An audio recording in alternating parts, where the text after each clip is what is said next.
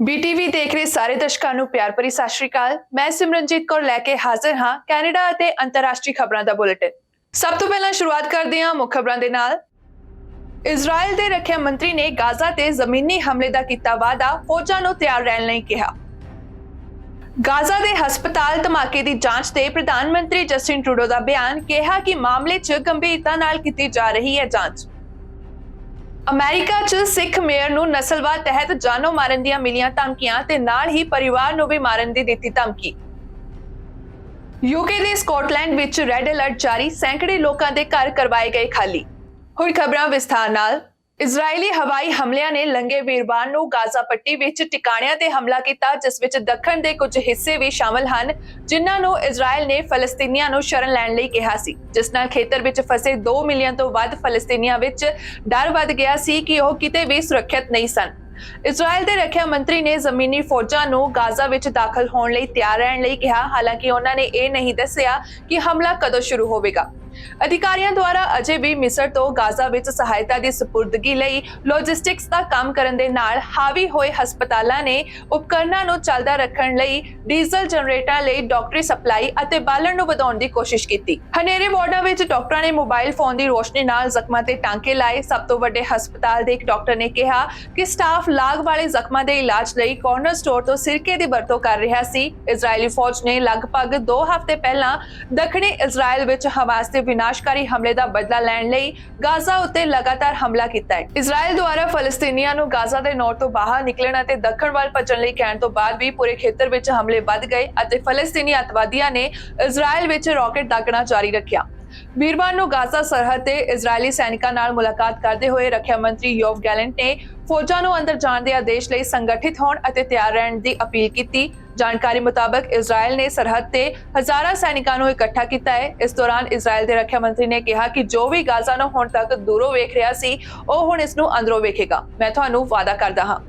ਮਿਸਰ ਨੂੰ ਭੋਜਨ, ਪਾਣੀ ਅਤੇ ਦਵਾਈ ਦੇਣ ਲਈ ਇਜ਼ਰਾਈਲ ਦੀ ਸਹਿਮਤੀ ਨੇ ਇਸ ਖੇਤਰ ਨੂੰ ਸੀਲ ਕਰਨ ਦੀ ਪਹਿਲੀ ਸੰਭਾਵਨਾ ਪ੍ਰਦਾਨ ਕੀਤੀ। ਗਾਜ਼ਾ ਦੇ 2.3 ਮਿਲੀਅਨ ਵਸਨੀਕਾਂ ਵਿੱਚੋਂ ਬਹੁਤ ਸਾਰੇ ਇੱਕ ਦਿਨ ਵਿੱਚ ਇੱਕ ਸਮੇਂ ਦਾ ਭੋਜਨ ਅਤੇ ਗੰਦਾ ਪਾਣੀ ਪੀ ਰਹੇ ਹਨ।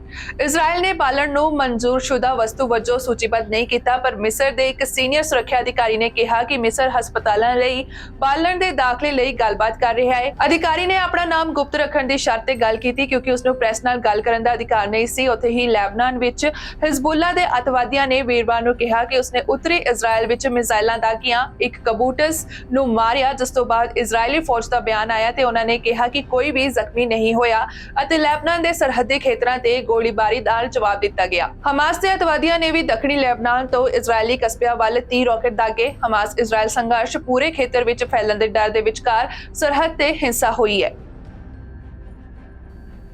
ਪ੍ਰਧਾਨ ਮੰਤਰੀ ਜਸਟਿਨ ਟਰੂਡੋ ਦਾ ਕਹਿਣਾ ਹੈ ਕਿ ਕੈਨੇਡਾ ਇਸ ਹਫ਼ਤੇ ਦੇ ਸ਼ੁਰੂ ਵਿੱਚ ਗਾਜ਼ਾ ਦੇ ਇੱਕ ਹਸਪਤਾਲ ਵਿੱਚ ਹੋਏ ਧਮਾਕੇ ਵਿੱਚ ਸੱਚਮੁੱਚ ਕੀ ਵਾਪਰਿਆ ਦਾ ਪਤਾ ਲਗਾਉਣ ਲਈ ਸਹਿਯੋਗੀਆਂ ਨਾਲ ਕੰਮ ਕਰ ਰਿਹਾ ਹੈ, ਜੋ ਇਜ਼ਰਾਈਲ ਹਮਾਸ ਯੁੱਧ ਵਿੱਚ ਇੱਕ ਫਲੈਸ਼ ਪੁਆਇੰਟ ਬਣ ਗਿਆ ਹੈ। ਟਰੂਡੋ ਨੇ ਓਟਵਾ ਵਿੱਚ ਇੱਕ ਨਿਊਜ਼ ਕਾਨਫਰੰਸ ਵਿੱਚ ਕਿਹਾ ਕਿ ਕੈਨੇਡਾ ਇੱਕ ਧਮਾਕੇ ਦੀ ਜਾਂਚ ਲਈ ਲੋੜੀਂਦਾ ਸਮਾਂ ਲੈ ਰਿਹਾ ਹੈ, ਜਿਸ ਵਿੱਚ ਹਮਾਸ ਦੇ ਕੰਟਰੋਲ ਵਾਲੇ ਗਾਜ਼ਾ ਦੇ ਸਿਹਤ ਮੰਤਰਾਲੇ ਦਾ ਕਹਿਣਾ ਹੈ ਕਿ ਸੈਂਕੜੇ ਲੋਕ ਮਾਰੇ ਗਏ ਹਨ। ਜਾਣਕਾਰੀ ਮੁਤਾਬਕ ਹਮਾਸ ਧਮਾਕੇ ਲਈ ਇਜ਼ਰਾਈਲੀ ਫੌਜ ਨੂੰ ਜ਼ਿੰਮੇਵਾਰ ਠਹਿਰਾ ਰਿਹਾ ਹੈ, ਪਰ ਇਜ਼ਰਾਈਲ ਨੇ ਕਿਸੇ ਵੀ ਸ਼ਮੂਲੀਅਤ ਤੋਂ ਇਨਕਾਰ ਕਰਦੇ ਹੋਏ ਕਿਹਾ ਕਿ ਉਸ ਕੋਲ ਅਜਿਹੀਆਂ ਤਸਵੀਰਾਂ ਹਨ ਜੋ ਇਹ ਦੱਸਦੀਆਂ ਹਨ ਕਿ ਇੱਕ ਫਲਸਤੀਨੀ ਅੱਤਵਾਦੀ ਸਮੂਹ ਨੇ ਹਸਪਤਾਲ ਤੇ ਗਲਤ ਫਾਇਰ ਕੀਤਾ ਹੈ। ਜ਼ਿਕਰਯੋਗ ਹੈ ਕਿ ਸੰਯੁਕਤ ਰਾਸ਼ਟਰ ਦੇ ਰਾਸ਼ਟਰਪਤੀ ਜੋ ਬਾਈਡਨ ਵੱਲੋਂ ਇਜ਼ਰਾਈਲ ਦੇ ਪ੍ਰਧਾਨ ਮੰਤਰੀ ਬੈਂਜਾਮਿਨ ਨੇਤਨਯਾਹੂ ਨੂੰ ਖੇਤਰ ਦੀ ਆਪਣੀ ਫੇਰੀ ਦੌਰਾਨ ਲੰਘੇ ਬੁੱਧਵਾਰ ਨੂੰ ਇਹ ਦੱਸਣ ਤੋਂ ਬਾਅਦ ਟਰੂਡੋ ਤੇ ਇਹ ਸਪਸ਼ਟ ਕਰਨ ਲਈ ਦਬਾਅ ਵਧਣਾ ਸ਼ੁਰੂ ਹੋ ਗਿਆ ਕਿ ਉਹ ਕਿਸ ਪੱਖ ਨੂੰ ਜ਼ਿੰਮੇਵਾਰ ਸਮਝਦੇ ਹਨ। ਕੀ ਅਜਿਹਾ ਲੱਗਦਾ ਹੈ ਕਿ ਹਸਪਤਾਲ ਦਾ ਧਮਾਕਾ ਦੂਜੀ ਟੀਮ ਦੁਆਰਾ ਕੀਤਾ ਗਿਆ ਸੀ ਜਾਂ ਨਹੀਂ? ਟਰੂਡੋ ਨੇ ਕਿਹਾ ਸੀ, ਜਦੋਂ ਧਮਾਕੇ ਦੀ ਖਬਰ ਪਹਿਲੀ ਵਾਰ ਸਾਹਮਣੇ ਆਈ ਕਿ ਜੋ ਹੋਇਆ ਉਹ ਅਸਵੀਕਾਰਨਯੋਗ ਸੀ ਅਤੇ ਜੰਗ ਨੂੰ ਨਿਯੰਤਰਿਤ ਕਰਨ ਵਾਲੇ ਅੰਤਰਰਾਸ਼ਟਰੀ ਕਾਨੂੰਨਾਂ ਦੇ ਤਹਿਤ ਕਾਨੂੰਨੀ ਨਹੀਂ ਸੀ। ਟਰੂਡੋ ਦਾ ਕਹਿਣਾ ਹੈ ਕਿ ਸੰਘਰਸ਼ ਦਾ ਕੈਨੇਡਾ ਵਿੱਚ ਭਾਈਚਾਰਿਆਂ ਤੇ ਡੂੰਘਾ ਸਿੱਧਾ ਨਿੱਜੀ ਪ੍ਰਭਾਵ ਪੈ ਰਿਹਾ ਹੈ ਅਤੇ ਉਹਨਾਂ ਦੀ ਸਰਕਾਰ ਕੋਈ ਅੰਤਮ ਸਿੱਟਾ ਕੱਢਣ ਤੋਂ ਪਹਿਲਾਂ ਧਿਆਨ ਨਾਲ ਇਸ ਦੀ ਜਾਂਚ ਕਰੇਗੀ। ਇਸਲਾਮੋਫੋਬੀਆ ਦਾ ਮੁਕਾਬਲਾ ਕਰਨ ਲਈ ਪ੍ਰਧਾਨ ਮੰਤਰੀ ਜਸਟਿਨ ਟਰੂਡੋ ਦੇ ਵਿਸ਼ੇਸ਼ ਨੁਮਾਇੰਦੇ ਨੇ ਇਜ਼ਰਾਈਲ ਹਮਾਸ ਯੁੱਧ ਨੂੰ ਮੁਸਲਿਮ ਕੈਨੇਡੀਅਨਸ ਦੇ ਰੂੜੀਵਾਦ ਲਈ ਉਤਪ੍ਰੇਰਕ ਬਣਨ ਦੀ ਆਗਿਆ ਦੇਣ ਵਿਰੁੱਧ ਚੇਤਾਵਨੀ ਦਿੱਤੀ ਹੈ। ਅਮਾਇਰਾ ਅਲ-ਗਵਾਬੀ, ਜਿਸ ਨੂੰ ਜਨਵਰੀ ਵਿੱਚ ਨਵੀਂ ਭੂਮਿਕਾ ਲਈ ਨਿਯੁਕਤ ਕੀਤਾ ਗਿਆ ਸੀ, ਉਸਨੇ ਕੈਨੇਡਾ ਦੇ ਮੁਸਲਿਮ ਭਾਈਚਾਰਿਆਂ ਦੇ ਮੈਂਬਰਾਂ ਤੇ ਯੁੱਧ ਦੇ ਪ੍ਰਭਾਵ ਬਾਰੇ ਇੱਕ ਬਿਆਨ ਜਾਰੀ ਕੀਤਾ। ਉਸ ਦਾ ਕਹਿਣਾ ਹੈ ਕਿ ਲੋਕ ਇਸਲਾਮੋਫੋਬੀਆ ਵਿੱਚ ਪੁਨਰ ਉਥਾਨ ਬਾਰੇ ਡਰ ਜ਼ਾਹਰ ਕਰ ਰਹੇ ਹਨ, ਜਿਸ ਵਿੱਚ ਅਤੀਤ ਦੀਆਂ ਪਰੇਸ਼ਾਨੀ ਵਾਲੀਆਂ ਗੁੰਜਾਂ ਸ਼ਾਮਲ ਹਨ। ਅਮਾਇਰਾ ਨੇ 9/11 ਦੇ ਅੱਤਵਾਦੀ ਹਮਲਿਆਂ ਤੋਂ ਬਾਅਦ ਦੇ ਸਾਲਾਂ ਦਾ ਹਵਾਲਾ ਦਿੱਤਾ ਤੇ ਕਿਹਾ ਕਿ ਜਦੋਂ ਮੁਸਲਮਾਨਾਂ ਅਤੇ ਅਰਬਾਂ ਨੇ ਸਮੂਹਿਕ ਤੌਰ ਤੇ ਦੋਸ਼ੀ ਮਹਿਸੂਸ ਕੀਤਾ ਤਾਂ ਉਹਨਾਂ ਨੂੰ ਰੂੜੀਵਾਦੀ ਅਤੇ ਨਸਲੀ ਤੌਰ ਤੇ ਪ੍ਰੋਫਾਈਲ ਕੀਤਾ ਗਿਆ ਸੀ। ਅਲ-ਗਵਾਬੀ ਦਾ ਕਹਿਣਾ ਹੈ ਕਿ ਸਥਾਨਕ ਤੌਰ ਤੇ ਮੁਸਲਮਾਨਾਂ ਅਤੇ ਅਰਬਾਂ ਨੇ ਸਾਡੇ ਭਾਈਚਾਰਿਆਂ ਨਾਲ ਗੈਰ ਸੰਬੰਧਿਤ ਕਾਰਵਾਈਆਂ ਦੀ ਨਿੰਦਾ ਕਰਨ ਲਈ ਦਬਾਅ ਮਹਿਸੂਸ ਕੀਤਾ ਅਤੇ ਅਨੁਭਵ ਕੀਤਾ, ਜਿਸ ਨੂੰ ਅਮਾਇਰਾ ਨੇ ਇੱਕ ਸ਼ਾਂਤ ਪ੍ਰਭਾਵ ਕਿਹਾ ਜਦੋਂ ਕਮਿਊਨਿਟੀ ਮੈਂਬਰਾਂ ਦੁਆਰਾ ਮਨੁੱਖੀ ਅਧਿਕਾਰਾਂ ਬਾਰੇ ਆਪਣੇ ਵਿਚਾਰ ਪ੍ਰਗਟ ਕਰਨ ਦੀ ਗੱਲ ਆਈ। ਅਮਾਇਰਾ ਦਾ ਬਿਆਨ ਕਹਿੰਦਾ ਹੈ ਕਿ ਮੌਜੂਦਾ ਯੁੱਧ ਵਿੱਚ 9/11 ਹਮਲੇ ਦੇ ਇਤਿਹਾਸ ਨੂੰ ਮੁੜ ਜਗਾਇਆ ਜਾ ਰਿਹਾ ਹੈ। ਕੰਪੀਟੀਸ਼ਨ ਬਿਊਰੋ ਦਾ ਕਹਿਣਾ ਹੈ ਕਿ ਪਿਛਲੇ 2 ਦਹਾਕਿਆਂ ਵਿੱਚ ਮੁਨਾਫੇ ਅਤੇ ਮਾਰਕਅਪ ਵਿੱਚ ਵਾਧਾ ਹੋਇਆ ਹੈ ਕਿਉਂਕਿ ਕੈਨੇਡਾ ਵਿੱਚ ਮੁਕਾਬਲੇ ਦੀ ਸਥਿਤੀ ਵਿਗੜ ਗਈ ਹੈ।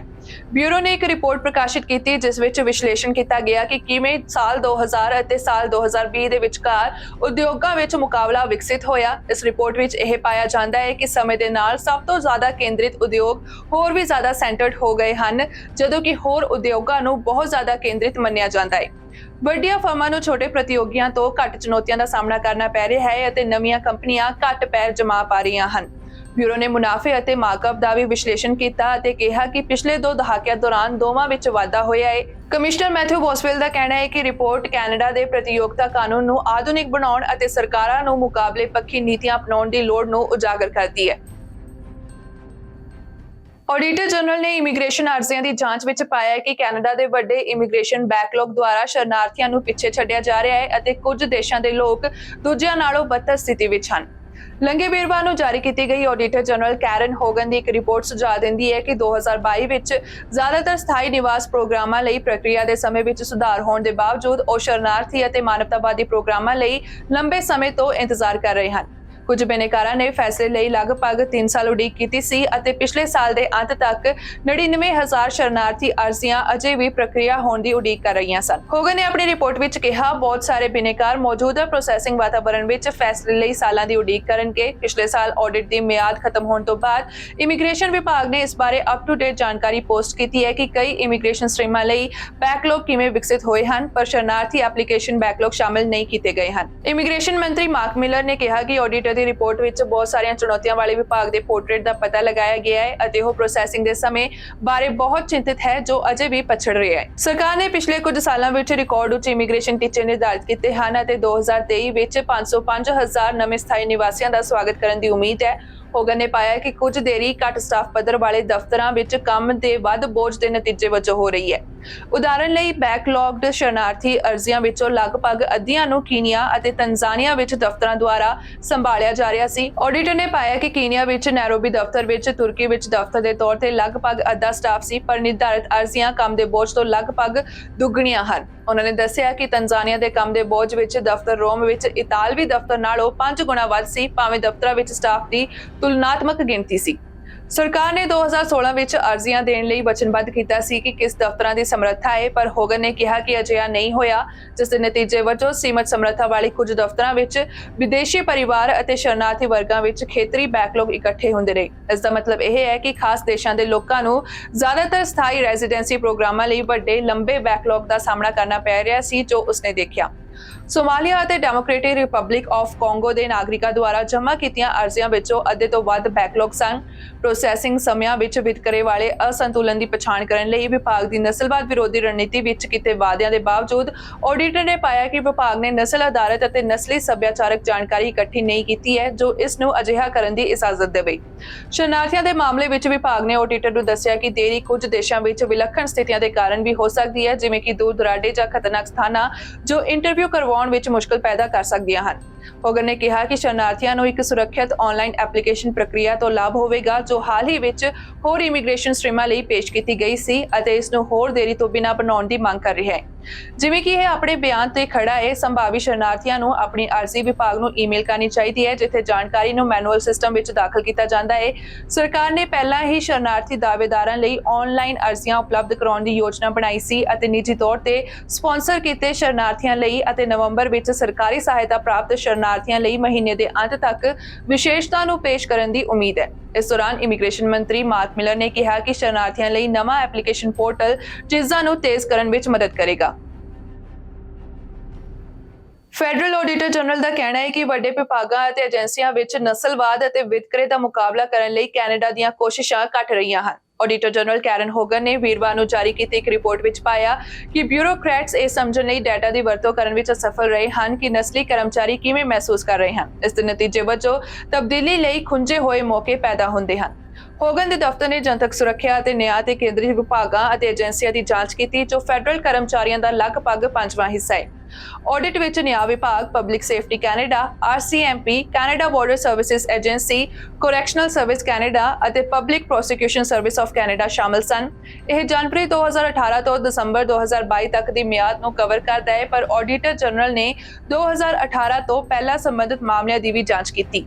ਹੋਗਨ ਨੇ ਕਿਹਾ ਕਿ ਹਾਲਾਂਕਿ ਅਸੀਂ ਜਿਨ੍ਹਾਂ 6 ਸੰਸਥਾਵਾਂ ਦਾ ਲੇਖਾ ਜੋਖਾ ਕੀਤਾ ਹੈ, ਉਹਨਾਂ ਨੇ ਕੈਨੇਡੀਅਨ ਸਮਾਜ ਦੇ ਕਰਮਚਾਰੀਆਂ ਦੇ ਪ੍ਰਤੀਨਿਧੀ ਨੂੰ ਇਕੱਠਾ ਕਰਨ ਦੇ ਟੀਚੇ ਤੇ ਧਿਆਨ ਦਿੱਤਾ ਹੈ। ਇਹ ਸਿਰਫ ਪਹਿਲਾ ਕਦਮ ਹੈ। ਹਾਲਾਂਕਿ ਸਾਰੀਆਂ ਸੰਸਥਾਵਾਂ ਨੇ ਇਕੁਇਟੀ, ਵਿਭਿੰਨਤਾ ਅਤੇ ਸ਼ਮੂਲੀਅਤ ਕਾਰਜ ਯੋਜਨਾਵਾਂ ਦੀ ਸਥਾਪਨਾ ਕੀਤੀ ਹੈ। ਰਿਪੋਰਟ ਕਹਿੰਦੀ ਹੈ ਕਿ ਬਿਊਰੋਕਰੈਟਸ ਕੋਲ ਇਹ ਜਾਣਨ ਦਾ ਕੋਈ ਤਰੀਕਾ ਨਹੀਂ ਹੈ ਕਿ ਉਹ ਕੰਮ ਕਰ ਰਹੇ ਹਨ ਜਾਂ ਨਹੀਂ ਅਤੇ ਨਤੀਜਿਆਂ ਦੇ ਕੋਈ ਵਿਆਪਕ ਰਿਪੋਰਟਿੰਗ ਨਹੀਂ ਹੈ। ਕਿਸੇ ਵੀ ਵਿਭਾਗ ਨੇ ਨਸਲੀ ਕਰਮਚਾਰੀਆਂ ਲਈ ਕਾਰਗੁਜ਼ਾਰੀ ਰੇਟਿੰਗ ਵੰਡ ਜਾਂ ਕਾਰਜਕਾਲ ਦਰਾਂ ਦੀ ਜਾਂਚ ਨਹੀਂ ਕੀਤੀ। ਸਿਰਫ ਉਹਨਾਂ ਵਿੱਚੋਂ ਕੁਝ ਨੇ ਹੀ ਸਰਵੇਖਣ ਦੇ ਨਤੀਜਿਆਂ ਜਾਂ ਪ੍ਰਤੀਨਿਧਤਾ, ਤਰੱਕੀ ਅਤੇ ਧਾਰਨ ਬਾਰੇ ਡੇਟਾ ਦੀ ਜਾਂਚ ਕੀਤੀ ਹੈ। ਫਿਰ ਵੀ ਉਹ ਮੁਲਾਂਕਣ ਸਟੋਰ ਹੋ ਰਹੇ ਸਨ ਜਿਨ੍ਹਾਂ ਦੀ ਕੋਈ ਵੱਡੀ ਤਸਵੀਰ ਨਹੀਂ ਹੈ ਕਿ ਕਰਮਚਾਰੀ ਕਿਵੇਂ ਚੱਲ ਰਹੇ ਸਨ। ਰਿਪੋਰਟ ਵਿੱਚ ਕਿਹਾ ਗਿਆ ਹੈ ਕਿ ਕੰਮ ਵਾਲੀ ਥਾਂ ਤੇ ਨਸਲੀ ਕਰਮਚਾਰੀਆਂ ਦੇ ਜੀਵਤ ਅਨੁਭਵਾਂ ਨੂੰ ਸਮਝਣ ਲਈ ਡੇਟਾ ਦੀ ਵਰਤੋਂ ਨਾ ਕਰਨ ਦਾ ਮਤਲਬ ਹੈ ਕਿ ਸੰਸਥਾਵਾਂ ਅਤੇ ਸਮੁੱਚੇ ਤੌਰ ਤੇ ਜਨਤਕ ਸੇਵਾ ਉਹਨਾਂ ਤਬਦੀਲੀਆਂ ਦੀ ਪਛਾਣ ਕਰਨ ਅਤੇ ਲਾਗੂ ਕਰਨ ਦੇ ਮੌਕੇ ਗੁਆ ਰਹੇ ਹਨ ਜੋ ਨਸਲੀ ਕਰਮਚਾਰੀਆਂ ਲਈ ਬਿਹਤਰ ਰੁਜ਼ਗਾਰ ਅਨੁਭਵ ਪੈਦਾ ਕਰ ਸਕਦੇ ਹਨ।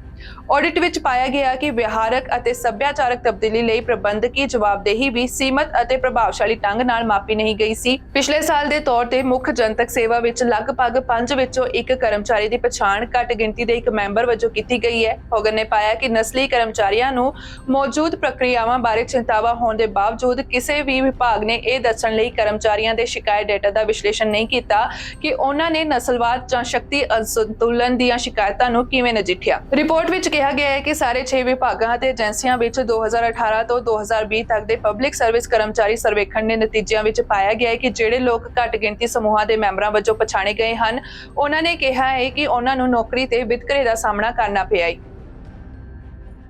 ਫੈਲਕਨ ਰਿਜ ਵਿੱਚ ਲੰਘੇ ਬੁੱਧਵਾਰ ਦੀ ਦੁਪਹਿਰ ਨੂੰ ਗੋਲੀਬਾਰੀ ਦੀ ਘਟਨਾ ਤੋਂ ਬਾਅਦ ਇੱਕ ਸ਼ੱਕੀ ਦੀ ਮੌਤ ਹੋ ਗਈ ਅਤੇ ਇੱਕ ਕੈਲਗਰੀ ਪੁਲਿਸ ਅਧਿਕਾਰੀ ਇਸ ਦੌਰਾਨ ਜ਼ਖਮੀ ਹੋ ਗਿਆ। ਪੁਲਿਸ ਦਾ ਕਹਿਣਾ ਹੈ ਕਿ ਅਧਿਕਾਰੀ ਫਾਲਸਬ੍ਰਿਜ ਡਰਾਈਵ ਐਨਈ ਦੇ ਨਾਲ ਇੱਕ ਜਾਇਦਾਦ ਤੇ ਮੌਜੂਦ ਸੀ। ਜਦੋਂ ਅਧਿਕਾਰੀ ਗ੍ਰਿਫਤਾਰੀ ਵਾਰੰਟ ਨੂੰ ਲਾਗੂ ਕਰ ਰਿਹਾ ਸੀ, ਉਦੋਂ ਗੋਲੀਬਾਰੀ ਹੋਈ, ਜਿਸ ਤੋਂ ਬਾਅਦ ਜ਼ਖਮੀ ਅਧਿਕਾਰੀ ਨੂੰ ਸਥਿਰ ਹਾਲਤ ਵਿੱਚ ਹਸਪਤਾਲ ਲਿਜਾਇਆ ਗਿਆ। ਪੁਲਿਸ ਦਾ ਕਹਿਣਾ ਹੈ ਕਿ ਗੋਲੀ ਮਾਰਨ ਵਾਲੇ ਸ਼ੱਕੀ ਨੂੰ ਮ੍ਰਿਤਕ ਐਲਾਨ ਕਰ ਦਿੱਤਾ ਗਿਆ ਸੀ, ਜਦਕਿ ਦੂਜੇ ਵਿਅਕਤੀ ਨੂੰ ਗ੍ਰਿਫਤਾਰ ਕਰ ਲਿਆ ਗਿਆ ਹੈ। ਇਸ ਘਟਨਾ ਦੀ ਜਾਂਚ ਲਈ Alberta serious incident response team ਨੂੰ ਬੁਲਾਇਆ ਗਿਆ। ASIRT ਉਹਨਾਂ ਘਟਨਾਵਾਂ ਦੀ ਜਾਂਚ ਕਰਦੀ ਹੈ ਜਿੱਥੇ ਪੁਲਿਸ ਦੁਆਰਾ ਗੰਭੀਰ ਸੱਟ ਜਾਂ ਮੌਤ ਹੋ ਸਕਦੀ ਹੈ ਅਤੇ ਪੁਲਿਸ ਦੁਰਵਿਹਾਰ ਦੇ ਗੰਭੀਰ ਜਾਂ ਸੰਵੇਦਨਸ਼ੀਲ ਦੋਸ਼ਾਂ ਦੀ ਜਾਂਚ ਕਰਨ ਲਈ ਜ਼ਿੰਮੇਵਾਰ ਹੈ। ਸਕਾਟਲੈਂਡ ਦੇ ਕੁਝ ਹਿੱਸਿਆਂ ਵਿੱਚ ਸੈਂਕੜੇ ਲੋਕਾਂ ਨੂੰ ਉਹਨਾਂ ਦੇ ਘਰਾਂ ਅਤੇ ਸਕੂਲਾਂ ਤੋਂ ਬਾਹਰ ਕੱਢਿਆ ਗਿਆ ਕਿਉਂਕਿ ਉੱਤਰੀ ਯੂਰਪ ਦੇ ਬਹੁਤ ਸਾਰੇ ਹਿੱਸੇ ਵਿੱਚ ਤੂਫਾਨੀ ਮੌਸਮ, ਭਾਰੀ ਮੀਂਹ ਅਤੇ ਪੂਰਬ ਤੋਂ ਹਨੇਰੀ ਫੋਰਸ ਹਵਾਵਾਂ ਚੱਲ ਰਹੀਆਂ ਹਨ। ਯੂਕੇ ਦੇ ਮੌਸਮ ਦੀ ਭਵਿੱਖਬਾਣੀ ਕਰਨ ਵਾਲੇ ਮੌਸਮ ਦਫ਼ਤਰ ਨੇ ਸਕਾਟਲੈਂਡ ਦੇ ਕੁਝ ਹਿੱਸਿਆਂ ਲਈ ਇੱਕ ਦੁਰਲੱਭ ਰੈੱਡ ਅਲਰਟ ਜਾਰੀ ਕੀਤਾ। ਮੌਸਮ ਦੀ ਚੇਤਾਵਨੀ ਦਾ ਸਭ ਤੋਂ ਉੱਚਾ ਪੱਧਰ ਹੈ, ਜਿਸ ਵਿੱਚ ਸ਼ੁੱਕਰਵਾਰ ਨੂੰ ਤੇਜ਼ ਮੀਂਹ ਦੀ ਭਵਿੱਖਬਾਣੀ ਕੀਤੀ ਗਈ, ਜਿਸ ਨਾਲ ਵਿਆਪਕ ਹੜ੍ਹਾਂ ਅਤੇ ਖਤਰੇ ਦਾ ਕਾਰਨ ਬਣਨ ਦੀ ਸੰਭਾਵਨਾ ਹੈ। ਇਸ ਤੋਂ ਪਹਿਲਾਂ ਯੂਕੇ ਵਿੱਚ ਆਖਰੀ ਰੈੱਡ ਅਲਰਟ 2020 ਵਿੱਚ ਜਾਰੀ ਕੀਤਾ ਗਿਆ ਸੀ। ਭਵਿੱਖਬਾਣੀ ਕਰਨ ਵਾਲਿਆਂ ਦਾ ਕਹਿਣਾ ਹੈ ਕਿ ਯੂਕੇ ਦੇ ਅਧਿਕਾਰੀਆਂ ਦੁਆਰਾ ਬੌਬੇਟ ਨਾਮ ਦਾ ਤੂਫਾਨ ਸਕਾਟਲੈਂਡ ਦੇ ਸਭ ਤੋਂ ਪ੍ਰਭਾਵਿਤ ਖੇਤਰਾਂ ਵਿੱਚ 1 ਮਹੀਨੇ ਤੋਂ ਵੱਧ ਦਾ ਮੀਂਹ ਲਿਆ ਸਕਦਾ ਹੈ। ਬੌਬੇਟ ਪਹਿਲਾਂ ਹੀ ਆਇਰਲੈਂਡ ਦੇ ਕਈ ਕਸਬਿਆਂ ਅਤੇ ਪਿੰਡਾਂ ਵਿੱਚ ਹੜ੍ਹ ਲਿਆਇਆ ਹੈ। ਕੁਝ ਖੇਤਰ ਪਾਣੀ ਦੇ ਹੇਠਾਂ ਅਤੇ ਬਿਨਾਂ ਬਿਜਲੀ ਦੇ ਬਚੇ ਹੋਏ ਹਨ। ਸਿਪਾਹੀਆਂ ਨੇ ਕਾਉਂਟੀ ਕੋਕ ਦੇ ਮਿਡਲਟਨ ਕਸਬੇ ਵਿੱਚ ਇਵੈਕੂਏਸ਼ਨ ਦੇ ਉਪਾਵਾਂ ਵਿੱਚ ਮਦਦ ਕੀਤੀ, ਜਿੱਥੇ 100 ਤੋਂ ਵੱਧ ਸੰਪਤੀਆਂ ਹੜ੍ਹ ਵਿੱਚ ਆ ਗਈਆਂ ਸਨ। ਸਕਾਟਲੈਂਡ ਦੇ ਪੂਰਬੀ ਤੱਟ ਦੇ ਨੇੜੇ ਬ੍ਰੇਚਿਨ ਕਸਬੇ ਵਿੱਚ ਅਧਿਕਾਰੀਆਂ ਨੇ ਲਗਭਗ 400 ਘਰਾਂ ਦੇ ਨਿਵਾਸੀਆਂ ਨੂੰ ਸਥਾਨਕ ਆਰਾਮ ਕੇਂਦਰਾਂ ਵਿੱਚ ਜਾਣ ਲਈ ਕਿਹਾ। ਸਥਾਨਕ ਸਕੂਲ ਬੰਦ ਸਨ ਅਤੇ ਸ਼ੁੱਕਰਵਾਰ ਨੂੰ ਵੀ ਬੰਦ ਰਹਿਣਗੇ। ਜਾਣਕਾਰੀ ਮੁਤਾਬਕ ਡੈਨਮਾਰਕ ਵਿੱਚ ਵਸਨੀਕ ਖੁੱਲੇ ਖੇਤਰਾਂ ਵਿੱਚ ਰੇਤ ਦੇ ਥੈਲੇ ਰੱਖਣ ਲਈ ਜੱਦੋਜਹਿਦ ਕਰ ਰਹੇ ਹਨ। ਫੁਨੇਨ ਨੇ ਕੇਂਦਰੀ ਟਾਪੂ ਤੇ ਅਸੈਂਸ ਵਿੱਚ ਐਮਰਜੈਂਸੀ ਸੇਵਾਵਾਂ ਨੇ ਪਾਣੀ ਦੇ ਵੱਧਦੇ ਪੱਧਰ ਦਾ ਮੁਕਾਬਲਾ ਕਰਨ ਲਈ ਬੰਦਰਗਾਹ ਵਿੱਚ ਵੱਡੀਆਂ ਰਬੜ ਦੀਆਂ ਟਿਊਬਾਂ ਤਾਇਨਾਤ ਕੀਤੀਆਂ ਹਨ। ਦੱਖਣੀ ਡੈਨਮਾਰਕ ਦੀ ਪੁਲਿਸ ਨੇ ਪੂਰਬੀ ਤੱਟ ਦੇ ਨਾਲ-ਨਾਲ ਲੋਕਾਂ ਨੂੰ ਅਪੀਲ ਕੀਤੀ ਹੈ ਕਿ ਜੇ ਮੌਸਮ ਦੀ ਭਵਿੱਖਬਾਣੀ ਬਣੀ ਰਹਿੰਦੀ ਹੈ ਤਾਂ ਝੌਂਪੜੀਆਂ, ਬੰਦਰਗਾਹਾਂ ਅਤੇ ਹੋਰ ਥਾਵਾਂ ਤੇ ਹੜ੍ਹ ਆ ਸਕਦੇ ਹਨ। ਸਥਾਨਕ ਟੀਵੀ ਚੈਨਲ ਨੇ ਰਿਪੋਰਟ ਦਿੱਤੀ ਕਿ ਇਸ ਖੇਤਰ ਵਿੱਚ ਸੰਭਾਵਤ ਤੌਰ ਤੇ 110 ਸਾਲਾਂ ਵਿੱਚ ਸਭ ਤੋਂ ਭੈੜਾ ਹੜ੍ਹ ਦੇਖਣ ਨੂੰ ਮਿਲੇਗਾ ਅਤੇ ਡੈਨਿਸ਼ ਮੌਸਮ ਵਿਗਿਆਨ ਸੰਸਥਾ ਨੇ ਕਿਹਾ ਕਿ ਲਹਿਰਾਂ ਪੂਰਬ ਵੱਲ ਮੂੰਹ ਵਾਲੇ ਤੱਟਾਂ ਦੇ ਨਾਲ 4 ਮੀਟਰ ਤੱਕ ਪਹੁੰਚ ਸਕਦੀਆਂ ਹਨ, ਮਤਲਬ ਕਿ 13 ਫੁੱਟ ਉੱਚੀਆਂ ਲਹਿਰਾਂ ਹੋ ਸਕਦੀਆਂ ਹਨ। ਜਰਮਨੀ ਵਿੱਚ ਅਧਿਕਾਰੀਆਂ ਨੇ ਸ਼ਨੀਵਾਰ ਦੇ ਅੱਧ ਤੱਕ ਡੈਨਮਾਰਕ ਦੀ ਸਰਹੱਦ ਦੇ ਦੱਖਣ ਵਿੱਚ ਸ਼ਲੇਸਵਿਗ ਹੋਲਸਟਾਈਨ ਵਿੱਚ ਖਾੜੀਆਂ ਵਿੱਚ ਉੱਚੇ ਪਾਣੀ ਦੇ ਪੱਧਰ ਦੀ ਚੇਤਾਵਨੀ ਦਿੱਤੀ ਹੈ। ਅਧਿਕਾਰੀਆਂ ਨੇ ਜਰਮਨੀ ਦੇ ਸਭ ਤੋਂ ਉੱਤਰੀ ਰਾਜ ਸ਼ਲੇਸਵਿਗ ਹੋਲਸਟਾਈਨ ਦੇ ਬੈਲਟਿਕ ਸਾਗਰ ਤੱਟ ਤੇ ਅਗਲੇ 2 ਦਿਨਾਂ ਵਿੱਚ ਉੱਚੇ ਪਾਣੀ ਦੇ ਪੱਧਰ ਦੀ ਚੇਤਾਵਨੀ ਵੀ ਦਿੱਤੀ ਹੈ, ਜਿਸ ਵਿੱਚ ਫਲੈਂਸਬਰਗ ਸ਼ਹਿਰ ਸਥਿਤ ਇਨਲੈਟ ਵਿੱਚ ਔਸਤ ਤੋਂ 6.6 ਫੁੱਟ ਤੱਕ ਪਾਣੀ ਦਾ ਪੱਧਰ ਸੰਭਵ ਹੈ। ਜਰਮਨ ਨਿਊਜ਼ ਏਜੰਸੀ DPA ਨੇ ਰਿਪੋਰਟ ਦਿੱਤੀ ਹੈ ਕਿ ਫੋਰ ਅਤੇ ਅਮਰੂਮ ਦੇ ਉੱਤਰੀ ਸਾਗਰ ਟਾਪੂਆਂ ਲਈ ਕੁਝ ਕਿਸ਼ਤੀਆਂ ਦੇਰੀ ਨਾਲ ਆਉਣਗੀਆਂ ਜਾਂ ਰੱਦ ਕਰ ਦਿੱਤੀਆਂ ਜਾਣਗੀਆਂ। ਨਾਰਵੇਜਨ ਦੇ ਮੌਸਮ ਵਿਗਿਆਨੀ ਨੇ ਕਿਹਾ ਕਿ ਉੱਤਰੀ ਸਕੈਂਡੀਨੇਵੀਆ ਉੱਤੇ ਉੱਚ ਦਬਾਅ ਦੇ ਨਾਲ ਗ੍ਰੇਟ ਬ੍ਰਿਟੇਨ ਉੱਤੇ ਇੱਕ ਮਜ਼ਬੂਤ ਘੱਟ ਦਬਾਅ ਵਾਲਾ ਖੇਤਰ ਤੇਜ਼ ਪੂਰਬੀ ਹਵਾਵਾਂ ਬਣਾ ਰਿਹਾ ਹੈ, ਜੋ ਬਹੁਤ ਤੇਜ਼ ਝੱਖੜਾਂ ਦੇ ਨਾਲ ਪੂਰਬ ਤੋਂ ਦੱਖਣੀ ਨਾਰਵੇ ਵਿੱਚ ਟਕਰਾ ਸਕਦਾ ਹੈ।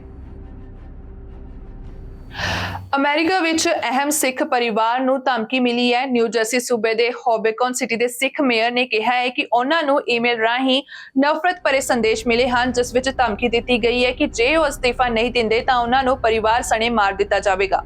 ਰਵੀ ਭੱਲਾ ਨਵੰਬਰ 2017 ਵਿੱਚ ਹੋਬੇਕਨ ਸਿਟੀ ਦੇ ਮੇਅਰ ਚੁਣੇ ਜਾਣ ਵਾਲੇ ਪਹਿਲੇ ਸਿੱਖ ਹਨ। ਸਾਲ ਤੋਂ ਵੱਧ ਸਮਾਂ ਪਹਿਲਾਂ ਭੇਜੇ ਗਏ ਪਹਿਲੇ ਸੰਦੇਸ਼ ਵਿੱਚ ਉਹਨਾਂ ਨੂੰ ਅਸਤੀਫਾ ਦੇਣ ਲਈ ਕਿਹਾ ਗਿਆ ਸੀ, ਜਦੋਂ ਕਿ ਦੂਜੇ ਸੰਦੇਸ਼ ਵਿੱਚ ਜਾਨ ਨੂੰ ਖਤਰਾ ਦੱਸਿਆ ਸੀ।